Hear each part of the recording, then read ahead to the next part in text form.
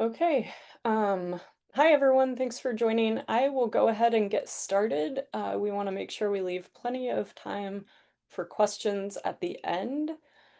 Um, and we're excited to share more information with you today about Blue Convergence Fund's open request for proposals, which is entitled 2025 Climate Resilient Fisheries Engagement Grants. My name is Sarah Close. I'm the Program Director for Climate Resilient Fisheries at BCF, and I'm joined on this webinar by my colleagues Charlotte Hudson, our Executive Director, and Dominic Kone, our Program Officer, as well as Emily Knight, who will start as our Outreach and Engagement Director later this summer. And Emily will be sharing information and links in the chat as we go. So before I hand it over to Charlotte to get us started, some quick virtual housekeeping, and Dom, if you can switch to the next slide. This webinar, both the presentation as well as our Q&A at the end is being recorded. The recording will be posted to our YouTube channel after this webinar, so you can always refer back to it there. Participants are muted. If you have questions, you can use the Q&A box in Zoom at the bottom to type in your questions. And feel free to do that as we go along. We'll have plenty of time at the end for questions. So today we will cover some background on Blue Convergence Fund and about this RFP specifically.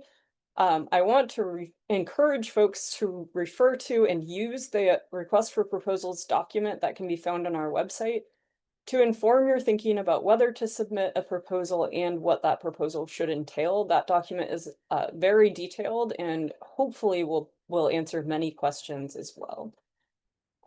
Finally, we do have two further opportunities during the RFP window prior to the submission deadline to ask questions. These are not going to be recorded and there won't be any associated presentations.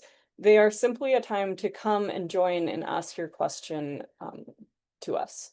Those are on July 17th and August 19th, and the links to join them are on our website. So with that, I will hand it over to Charlotte Hudson to share a little bit of background about Blue Convergence Fund and how we work.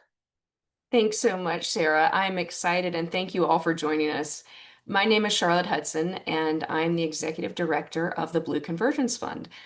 We are actually a new sponsored project based at Rockefeller Philanthropy Advisors, and we focus on funding research and outreach that drives collaborative solutions to challenges facing our world's oceans. So our activities are actually threefold. We have areas of where we fund projects, we support collaborative outreach and engagement activities, and we are focused on developing communities of practice within our portfolios. The topics we address, however, are identified by the needs of the people on the ground. Those are coastal communities, natural resource managers, stakeholders, and rights holders. And the current topical portfolios that we have today are ocean biodiversity and climate resilient fisheries, which we'll hear more about. So our approaches are actually informed by a use-driven approach. And Dom, if you could switch to the next slide. So this graphic is something we have developed to help explain how we think about supporting projects. So we start with the diverse communities and thinking about what challenges they are facing in the environment or in the coastal economies. We bring those communities together to co-design projects that address the challenges they face. We are very intentional about sharing information transparently and widely to ensure that both the communities as well as the different projects understand what information they're producing and how it can be used or useful to the decision-making communities, because ultimately that is our end goal, to ensure that information is in front of the people who can use it on the ground in order to make sustainable decisions. So there's actually a lot more information about this on our website under the resources section. There are peer-reviewed publications, there are blogs, there are other things to peruse there if this is of interest to you. But the best way to continue to learn about initiatives that we will be supporting is to sign up for our newsletter. That will have the most up-to-date information and will be circulated the most timely way about information and future funding opportunities that we may have open. We are also on LinkedIn, so feel free to join us there, and we look forward to uh, seeing you there and moving forward with this presentation today. So I'll pass it back, Sarah, to you to get more into the details. Great. Thanks, Charlotte. Dom, if you can go to the next slide.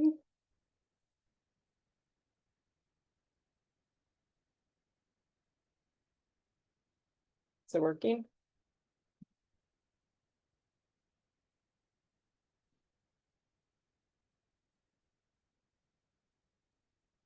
Well, there we go. Now I see it. Thanks, Dom.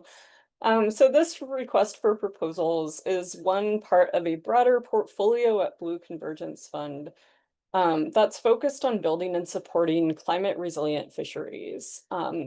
So I'm going to talk briefly about the portfolio as a whole, and then I will hand it to Dom to spend some time going over the RFP specifically. Our climate resilient fisheries portfolio grows out of the recognition that ocean ecosystems and coastal ecosystems, as well as the communities that depend on them, are facing severe and growing threats due to climate change.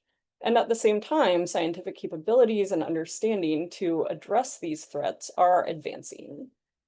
But there is a need to work closely with the people affected by these changes and the people making decisions about the management of fisheries to translate this new knowledge and information into action to support resilient fisheries and fishing communities.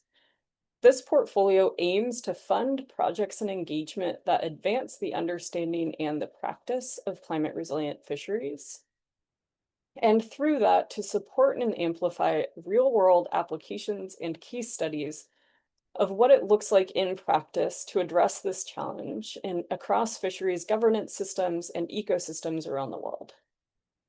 In our climate resilient fisheries portfolio, our work will be international in scope as we aim to develop these valuable case studies and examples that the global community can learn from, helping to advance the science and practice of climate resilient fisheries management and building on the foundation of this evolving and growing field.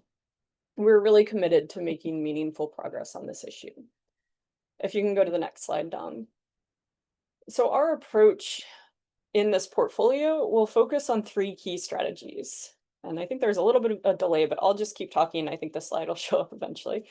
The first is targeted convenings, bringing together experts to identify needs, priorities, and opportunities for integrating new information into management practices. The second is grant making, supporting efforts that translate research and information into actionable management solutions.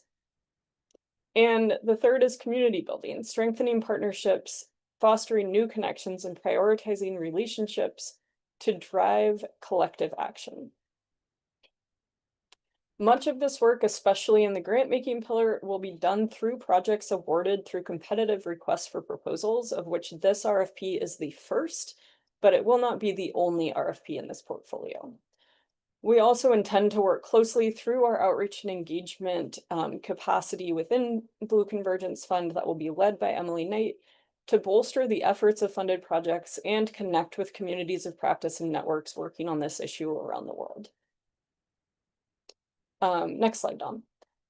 So as we've been scoping this area of work over the past year or so, we've had many conversations, both with individuals one-on-one, as well as through multiple side events and sessions at conferences. And through those conversations, there's two themes that emerge that are really relevant to this RFP and to our work in this space. First, is that defining what a climate resilient fishery is or looks like can take many forms, depending on the context in which you are working, and there are a lot of nuances to that. So we certainly don't want to get bogged down in those nuances and definitions, but we do recognize that for an RFP, you need a definition. So for this RFP, we've used the following: that climate resilient fisheries refers to the principles and practices that foster the ability of a fisheries social ecological system to withstand shocks and stressors brought on by the impacts of climate variability and change. We recognize that this is highly context dependent, And we want to understand what this looks like from different perspectives and what it means to you and your work. And Dom will talk a little bit more about where that shows up in the RFP later. Second, there's a need for dedicated efforts to build community and relationships, to work together and build collaborations and network in order to catalyze efforts to advance climate resilient fisheries management and move new information and new science into that process. But what we've heard time and again over the past year of scoping this portfolio is that those efforts are often very difficult to find funding support for. So this RFP is a reflection of those needs, and we hope it will help to advance this field through engagement across the topic.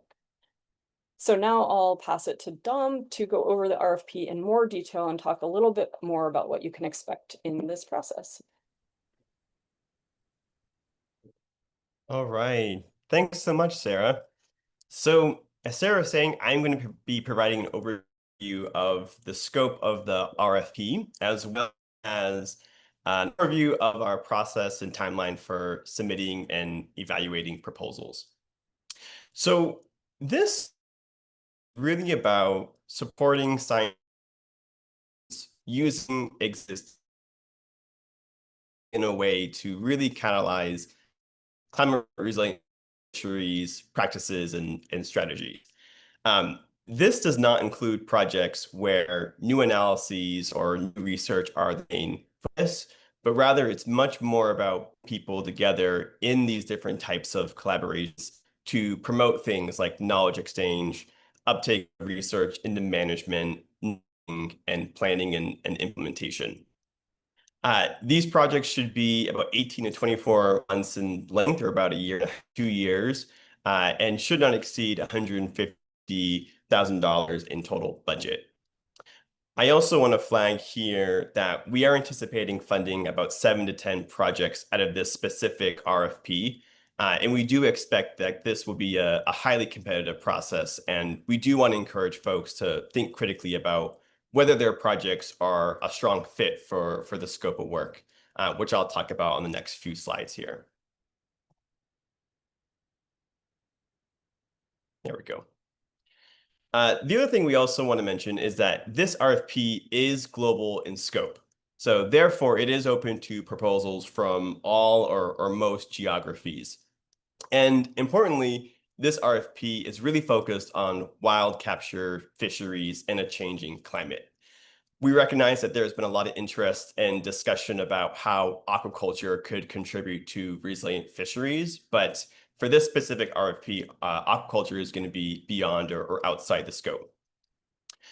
The last point that I want to come back to on scope is that when we talk about this emphasis on engagement or bringing different groups of people together, we are talking about both scientific experts as well as non-scientists, such as resource managers, rights holders, fishing or fishery participants, NGOs, and other types of stakeholders as well. Now, what this engagement looks like and who's involved will obviously vary from project to project based on the context and the places in which you all are working in and what those existing relationships look like. Therefore, we don't want to limit your thinking about who should be involved or what this engagement specifically looks like, but we did want to provide a limited set of example activities that could align with this RFP.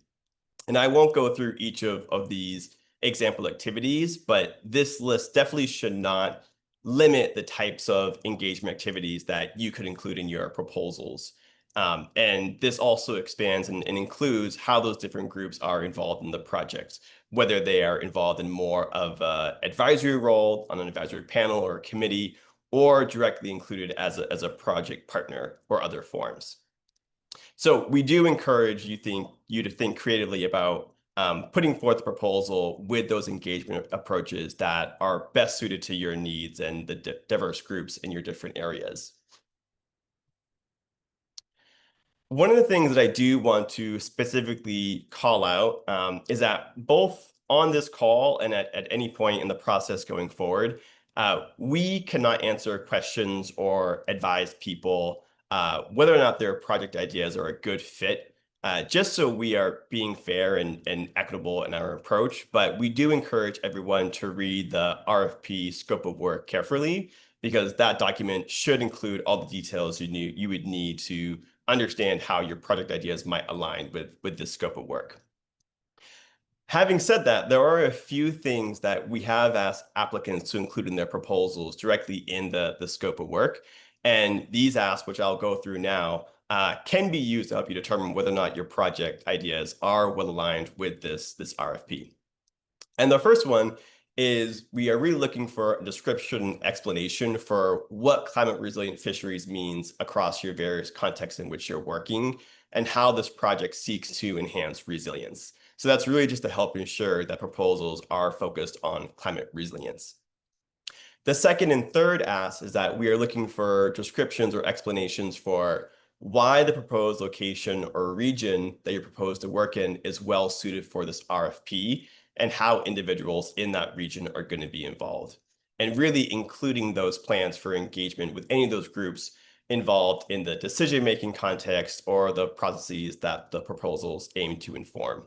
And this is really going to help us understand how those proposals are catalyzing progress across those different locations, and also helps ensure that the engagement and involvement of those diverse groups is really central and core to the project activities. So now I want to cover more of the logistical steps and process of the RFP, but I also want to again encourage folks to read the full request for proposal PDF and the website, as that will provide all the information that you should need to understand how this RFP process will run. So specific eligibility is included in the RFP document, so I won't go through them right now, but I do want to flag that at this stage at the process for submitting proposals, you do not have to provide any financial statements or documentation that you're eligible. And we are simply flagging this at this point because we really don't want you to go through the process and put in all the work to put together a proposal only to find out later in the process that you're ineligible. So we do encourage you to read the eligibility criteria in the RFP PDF, and then if needed, have a discussion with your home institutions to determine if you are eligible. But obviously, we are also happy to answer any questions you might have for unique circumstances, and you can email us at grants@blueconvergence.org. So both the proposal and the budget must be submitted through an online form on our website by September 4th. And we will do a walkthrough and demonstration of that form a little bit later in this webinar. But again, you can read everything that needs to be included in the proposal and the budget in the RFP PDF document. We do want to flag that we will not consider proposals that don't come with an attached budget. So you'll need both proposal and budget for your submission. And there's a budget template that you can download on our website. And so you must use that template to submit your budgets. And please do not modify the form once you download that. But like always, if you have any questions on the budget or the template, you can reach out to us. The last thing I wanted to know about submitted materials is letters of support. So you may also submit up to 2 letters of support, and this is optional and not required, but these should come from either project partners or other stakeholders and should speak to how they are involved in the project and what their commitment is to helping advance the project goals. I also want to clarify that these letters of support do not add to your total 6-page limit for your proposal. Those would be considered separately. So now I want to explain what happens after a proposal is submitted. So once a proposal is submitted and we've confirmed that it has all the necessary materials, it will then be reviewed by a selection panel of both BCF staff and external reviewers who have relevant expertise related to this specific RFP. And those proposals will be evaluated according to these 5 criteria, each of them weighted according to the percentages that you see here on the screen. And you can also find additional information about these criteria on page 10 of the RFP. So what I'll do is I'll go through each of these individual criteria just to help explain sort of what they are and what we're getting after with these. So first we have relevance, which is really about how aligned the proposal is to the scope of work in the RFP. We already covered what the scope of work is in the last couple of slides, but you can also refer back to the RFP PDF document for more information. The second criteria is usable science, and this includes how well the proposed activities align with the needs of the end users and also align with the decision-making landscape you're intending to inform and whether your project outputs are really going to be usable and useful to those various end users. The third category is collaboration and engagement. So this is about whether those engagement activities are well suited to the project goals and have a sound and feasible approach. It's also about whether or not those groups or individuals who might use this information or contribute to the project design or project outputs are in fact involved in the process and in the project. Our last two categories are weighted slightly lower than the first three. We have here project team and qualifications. This is about whether the project team has the appropriate skill set to really achieve the project deliverables. And these include engagement approaches or activities or more engagement deliverables. And it also looks at what experience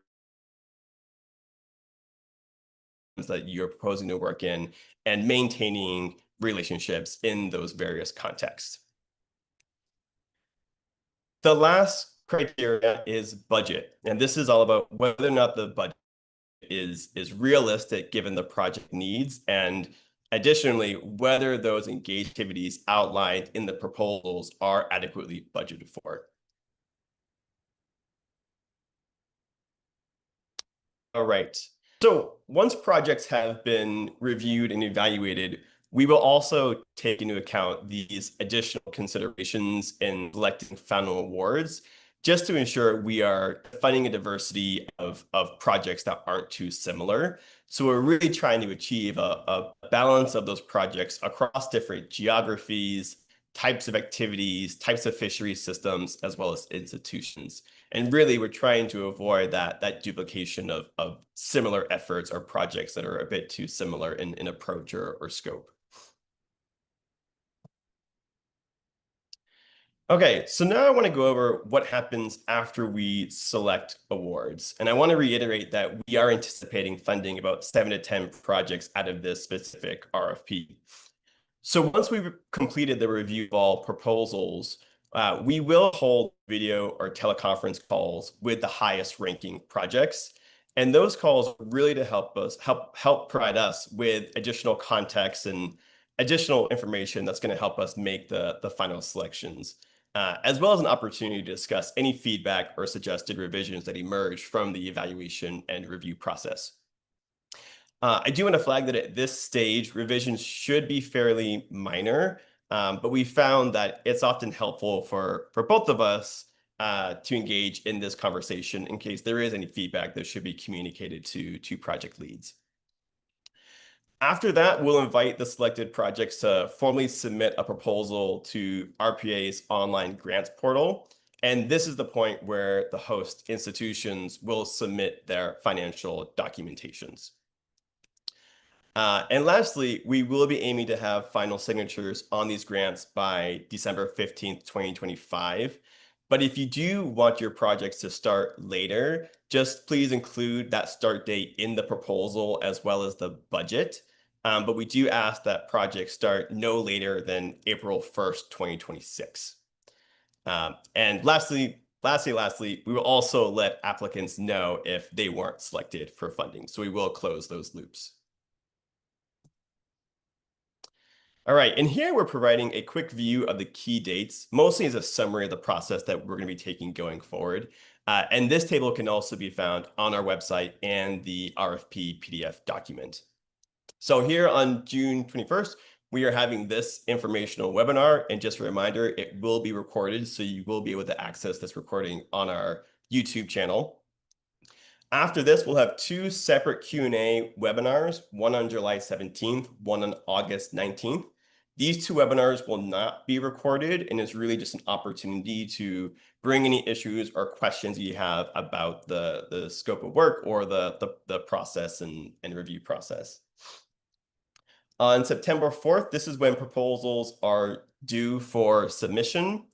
And then we anticipate an award start date of anywhere between December 15th, 2025 to April 1st, 2026.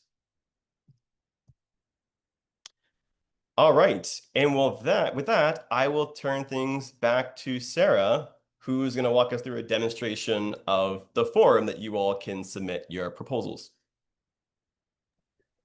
Great, and while Dom pulls that up, he already did.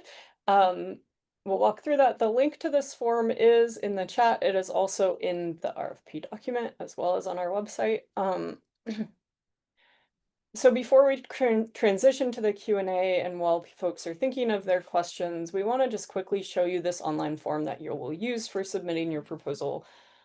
When you go to the page, you'll first be greeted by this welcome page. To enter the form, click Submit Here. The form itself is one page, so you can go to it any time to see the questions. And it includes a mix of questions and upload fields. So Dom will enter it now.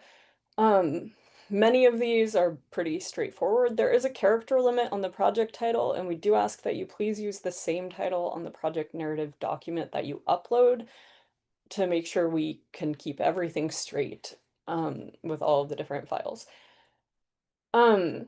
Under what type of submission is this, you will just, it's a drop-down menu. You will select RFP submission because this is a project being submitted to an RFP.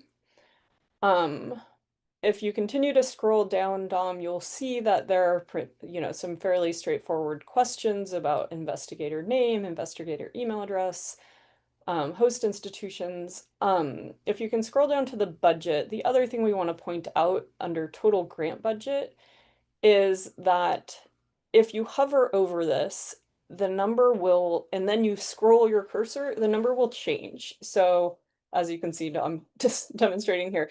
So double check that your budget number is correct before you submit your proposal. And once you enter it, move your cursor out of that field so that it doesn't get messed up. Finally, if you scroll a little bit further, you'll see there's an upload field for project narratives, optional letters of support, and the budget spreadsheets.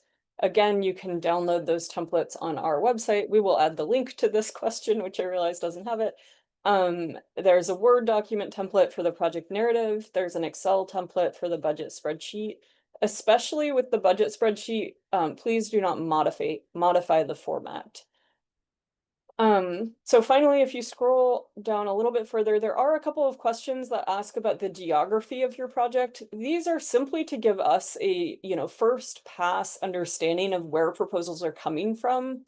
If you have projects that are, at a scale smaller than a country, of course, that is fine. You don't need to tell us in these questions what those scales are. It's really just a way for us to collect information quickly at the end of the process.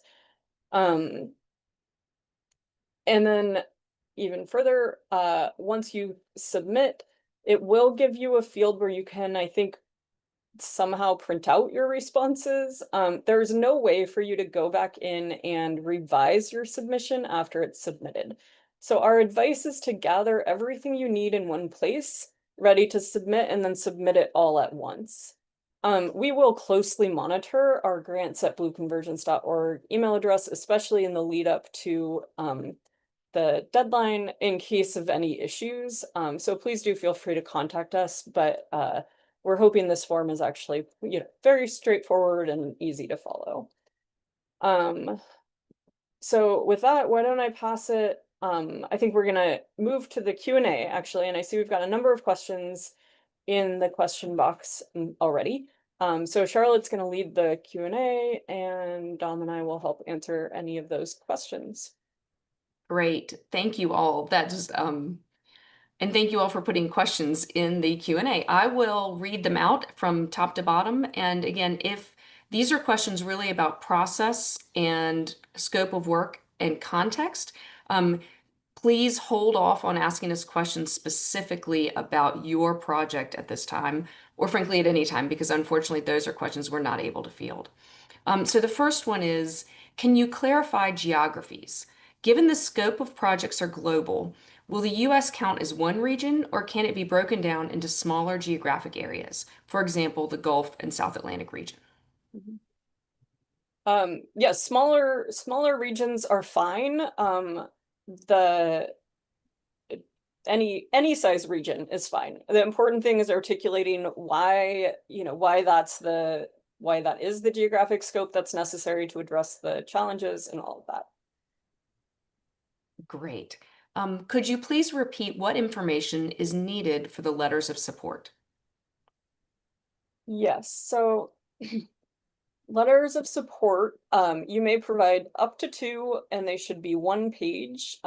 We would like you to put both of them in the same PDF that you upload in the form. And they should come from project partners and stakeholders and describe in their own words their involvement in the proposal or the concepts related to it, their commitment to be part of the project if it's funded, and how the work would help advance their goals or interests. Um, Beyond that, there's no requirement for, specific, information or format. But we do ask to keep to the one-page limit Great. per letter. Are there any priority fisheries, regions, or sectors associated with this RFP?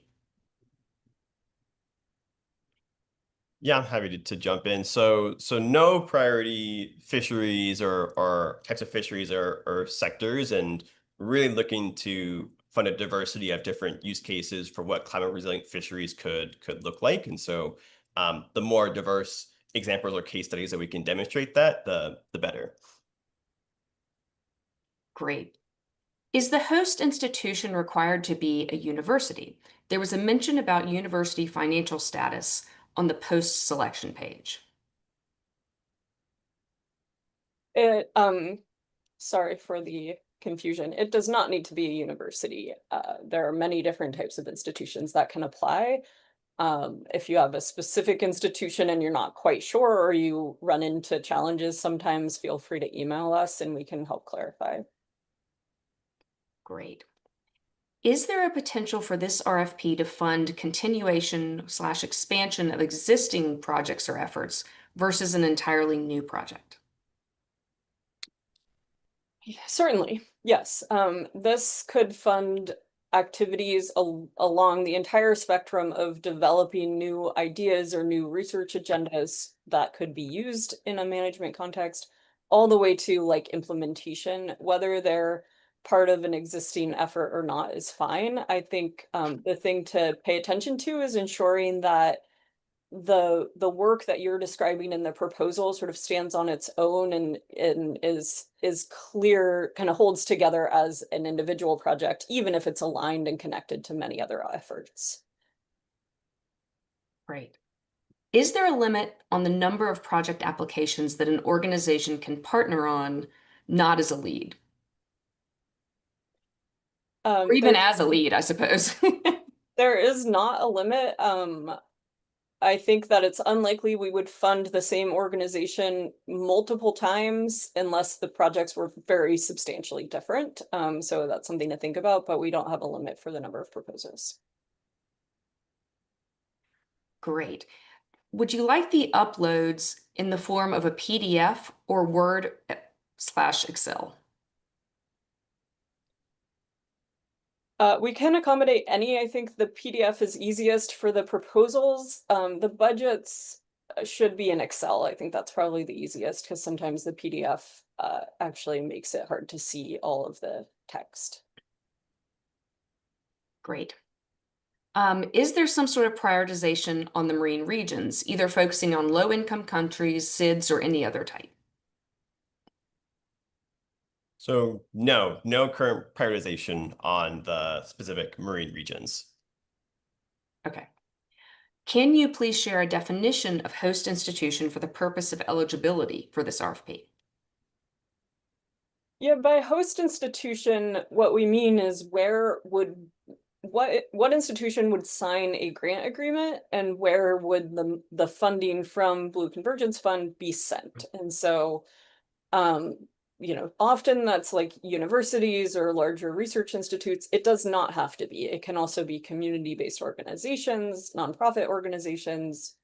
We can fund for-profit organizations. There are different types of documents required for different types of institutions, but the host institution can be thought of as like who would accept the word on behalf of the lead investigator and who would sign a grant agreement, essentially. Great. Are NGOs from developing countries, such as in Southeast Asia, eligible to apply? Yes. Great. Um, can we use this award to supplement or expand discussions that would normally be organized by a fishery management council in the US, but where the council doesn't have resources or capacity to support robust engagement activities? I I think so. I don't see any problem with that. Great. Can state government departments be the host institution? I believe that they can. That's what we've been told, that we can actually send money to state governments. Feel free to follow up if you think there's any special circumstances, but I believe that we are able to do that. Right. In the beginning, it was mentioned that there would be additional funding opportunities related to the climate ready fisheries scope. Can you elaborate a bit on what those might entail? Kind of. Within the Climate Resilient Fisheries portfolio, we currently have funding for multiple RFPs as well as other activities over the next 4 to 5 years.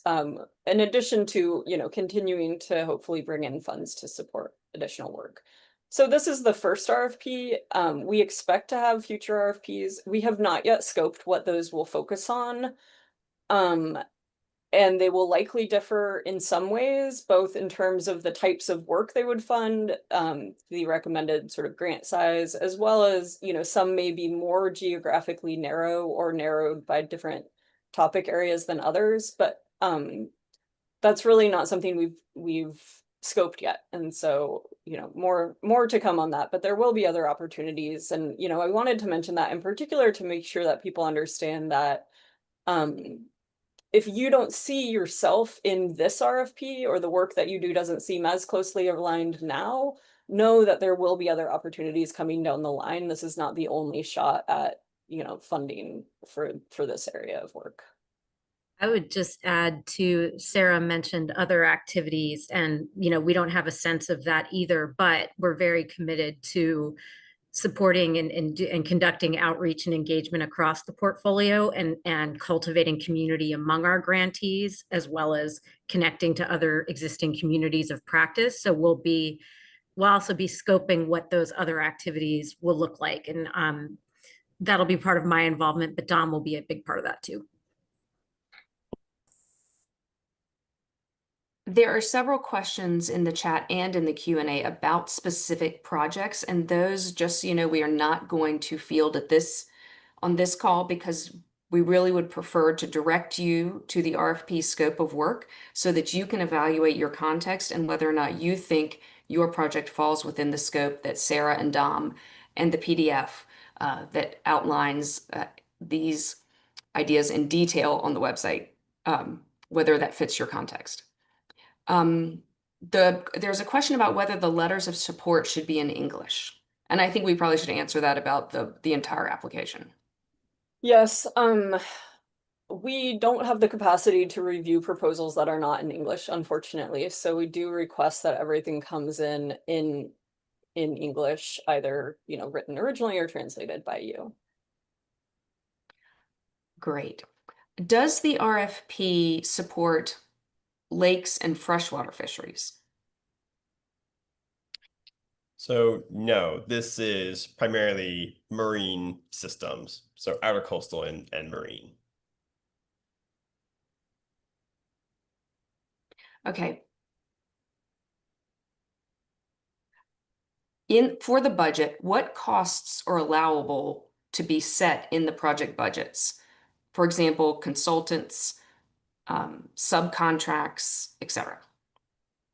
Well, consultants and subcontracts certainly can be included. The budget information at the end of the RFP includes a list of the different categories of the budget, as well as like definitions of what could be part of them. There's also an other category, so it's fairly open in terms of what categories there are.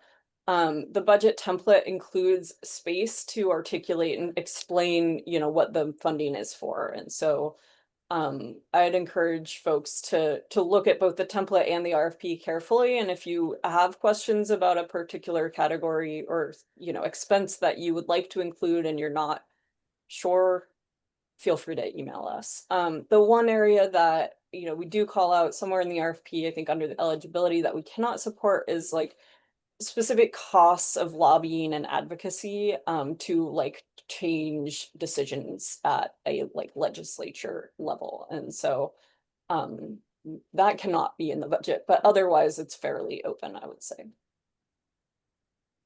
We have a question that is a little bit about process, which is for international NGOs that have domestic offices in other countries. Should the country office be the one to submit, or should it be done through the headquarters?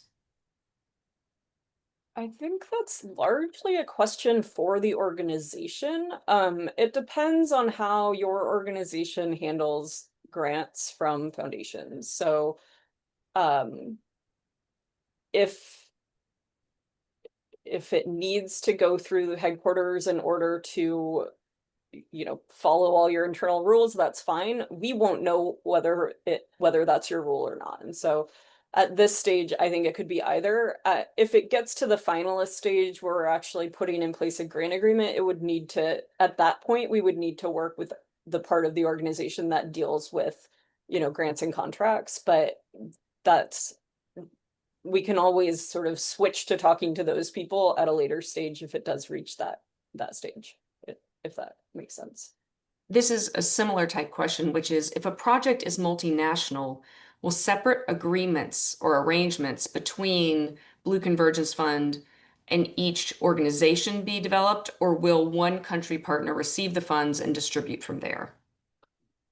I think the latter. So typically for a grant, we would have one grant host institution that we, develop a grant agreement with, and then that host institution would be responsible for subcontracting to the other institutions that are part of the grant. Great. Does the definition of fisheries include shellfish fisheries?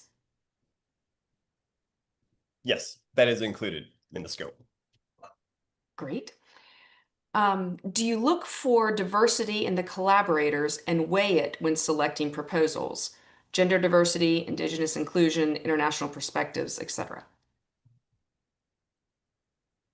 We will certainly look at that. I think for us, the thing that we pay attention to are the people who are involved in the issue and affected by the issue involved in the project. Is it a diverse group of voices or types of knowledge that are relevant to the challenge that you are trying to address? And how does it all sort of fit together in the project? So really articulating, why different voices are included, that all of the relevant voices are included in the project, and how they've been involved throughout the process, I think is really important throughout this. I don't know if anyone else has anything to add. In our approach to grant making section of the RFP, we articulate a little bit how we think about the concepts of diversity and inclusion and equity in our grant making. So thinking about, fostering open, welcoming, and accessible environments, embracing multiple different types of ideas, etc. And so you can also go to the section on page 2 and 3 that kind of articulates a little bit more about how we work to read more about that. Okay, great. Are co-financing rates a criteria that would benefit the selection of a project? I'm not sure I understand.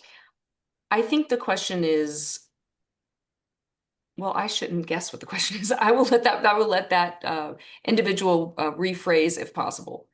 But I would actually urge you to look at the selection criteria that Dom went over. Those are the primary criteria that will be used to referee these proposals.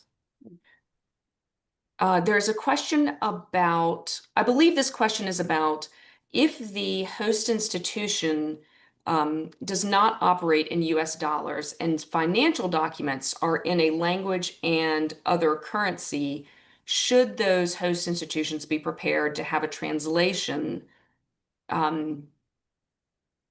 for analysis if they get to that point? And I think the first question of the first piece of that is, can funds be distributed internationally? Yes, funds can be distributed internationally. It does need to be in US dollars, and we are going to need the financial documents in English eventually. We do not need those by September 4th for these proposals. And if that is a barrier to applying, please contact us. Great. Another question about the budget. Will it be expected to show counterpart funds from partners or the host institution? I assume that refers to sort of matching funds or support outside of the project budget itself. That is not a requirement. If there are certain circumstances that you think make it necessary to tell us about that, you can certainly include it. But we do not need to see matching funds articulated. Great. Does the constraint on lobbying or advocacy to change policies also apply to collaborative work to develop new or revised policy proposals based on existing research and data?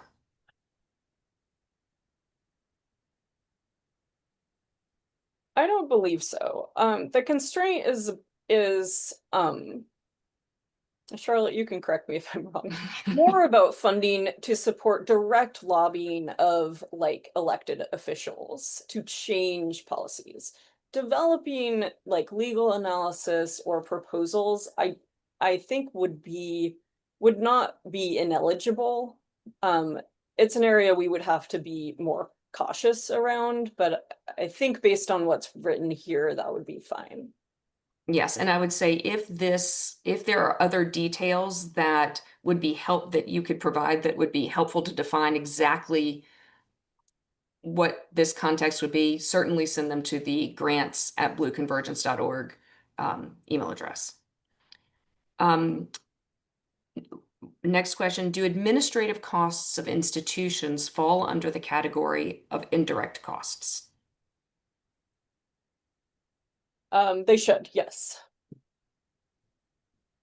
Great. And I think maybe the last one so far is this great question. Can grant agreements be locked in the currency of the grantee country at the time of submission to protect from changes in exchange rates? I'm not sure if it can be at the time of submission. It would be at the time of the grant agreement. Is that right, Charlotte? Yes, I think we need to look a little more within the Rockefeller Philanthropy Advisors when the money gets encumbered, but we should be able to work with grantees to lock in the exact amount in the currency of the host institution, so that these changes that we know do occur have less of an impact on the grantees. One more question has popped up, which is, since indirect costs are capped at 10%, then can we include as direct costs salaries of administrators managing the project? Yes, anyone who is involved in the project on a paid basis should be included, with salaries and benefits as is relevant for your project. Okay, I know Emily is an expert in this. I think I have addressed all of the questions either in the Q&A or the chat. I've been trying to go back and forth, so thank you all when I've been looking in multiple directions, but I think that does, I think that is the end of our questions. So thank you all.